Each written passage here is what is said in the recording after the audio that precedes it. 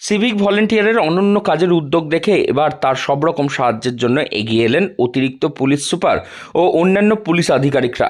Civic volunteer হীরার পাঠশালায় পঠনরত বাচ্চাদের হাতে তুলে দিলেন নতুন পোশাক সহ যাবতীয় সামগ্রী, যাতে হীরার পাঠশালায় আগ্রহ বাড়ে বাচ্চাদের। পেশায় সিভিক ভলেন্টিয়ার হীরালাল বলাগড় নাটাগড়ের এলাকায় রয়েছে তার পাটকাঠির তৈরি পাঠশালা, যেখানে সমাজের পিছিয়ে পড়া বাচ্চারা এসে পড়াশোনা করে। তাদের সমস্ত পড়াশোনার দায়িত্ব নিজের কাঁধে তুলে নিয়েছে হীরালাল। এবার তার পাঠশালাতেই এসে হাজির খোদ অতিরিক্ত পুলিশ সুপার সুকল্যাণ সরকার সহ অন্যান্য উচ্চপদস্থ পুলিশ আধিকারিকরা। তারাই বাচ্চাদের হাতে তুলে দিলেন একাধিক পড়াশোনার সামগ্রী।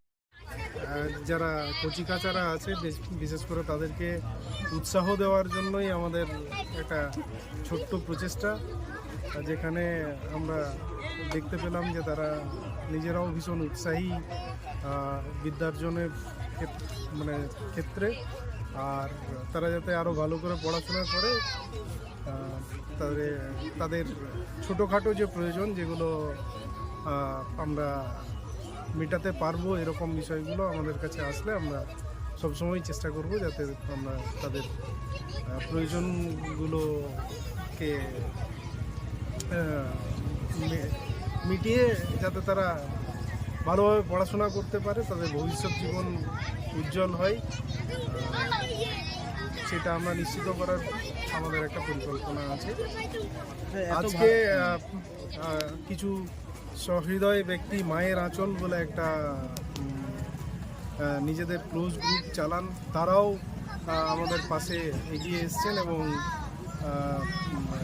হীরাকে তারাও কিছু খাতা স্লেট এইসব দিয়ে সাহায্য করেছেন যাতে হীরা ভালো করে পাঠশালা।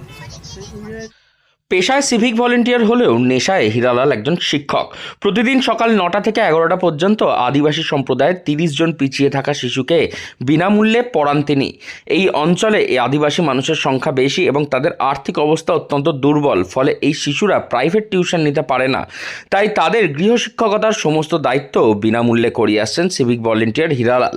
হীরালালের সঙ্গে এই শিশুদের শিক্ষার প্রতি আগ্রহী করে তুলতে নিয়মিত তাদের পাশে এসে দাঁড়াচ্ছেন এবার পুলিশের অন্যান্য আধিকারিকরা।